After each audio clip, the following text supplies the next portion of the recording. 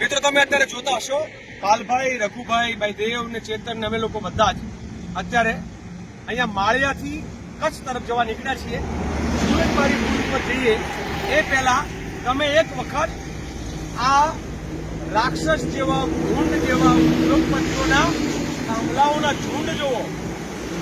આ પૈસા ભૂખા ભૂંડના થાંભલાઓના ઝુંડ. તમે એક વખત જરા કેમેરો કરો, આ થાંભલાઓના ઝાડા જુઓ.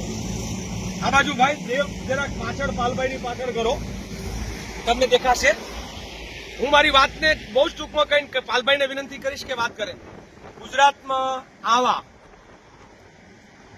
એક પછી એક લાઈનમાં, આ તો હજુ 4-5 લાઈન તમને દેખાય છે, 6-7 લાઈન દેખાય છે, 100 લાઈન નીકળવાની છે.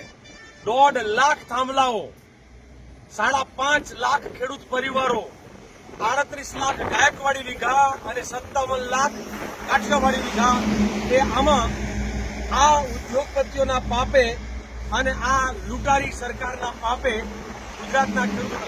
તમે વિચાર તો કરો કે તમારા ગામમાં, તમારા ખેતરમાં આવી રીતે થાંભલાના ઝાડા રચાશે તો આપણા ખેડૂતો ખેતી ક્યાં કરશે, માલઢોર ક્યાં જશે, લોકો ક્યાં જઈને રડશે રોટલો? એ આખું તમે જુઓ, ઝાડા લાગી ગયા છે.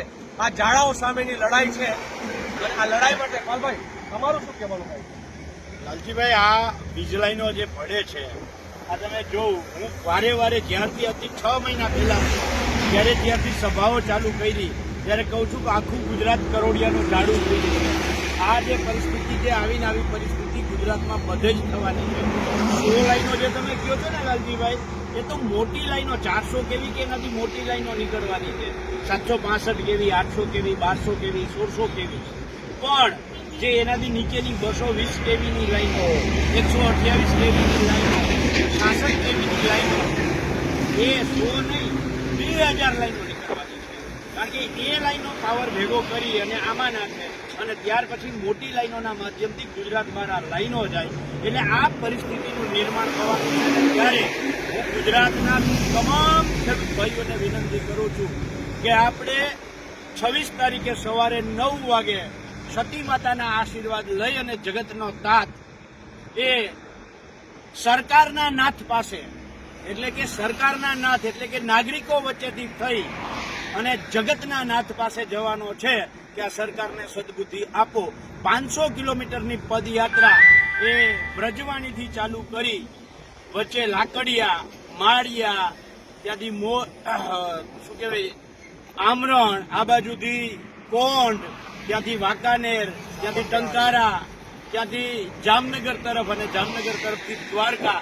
આ પદયાત્રામાં આખા ગુજરાતના ખેડૂતોને 26 તારીખે સવારે 9 વાગે બ્રજવાણી સતી માતાના આશીર્વાદ લેવા માટે પધારો એવી આપ સૌને નમ્ર વિનંતી સાથે આહવાન, હાકલ અને આમંત્રણ. આ લડાઈ માટેનું બધા લોકોને આમ કહે ને કે હવે તો કે છે કે ખેડૂત બોલે એક જ વાણી, 26 જૂને વ્રજવાણી. તો 26 જૂને વ્રજવાણી અને 30 તારીખે કોંઢ. આ જે છે કોંઢથી દ્વારકા અને વ્રજવાણીથી દ્વારકા, આ લગાતાર યાત્રામાં મહેશભાઈ રાજકોટિયા પણ અત્યારે જોડાઈ ગયા છે. અમે લોકો ભચાઉ મિટિંગ કરવા માટે નીકળ્યા છીએ. કચ્છની તૈયારી ચાલે છે, બીજી બાજુ સુરેન્દ્રનગર અને મોરબી જિલ્લો પણ પોતાની તૈયારીઓની મિટિંગો કરી રહ્યા છે. જય જવાન, જય કિસાન.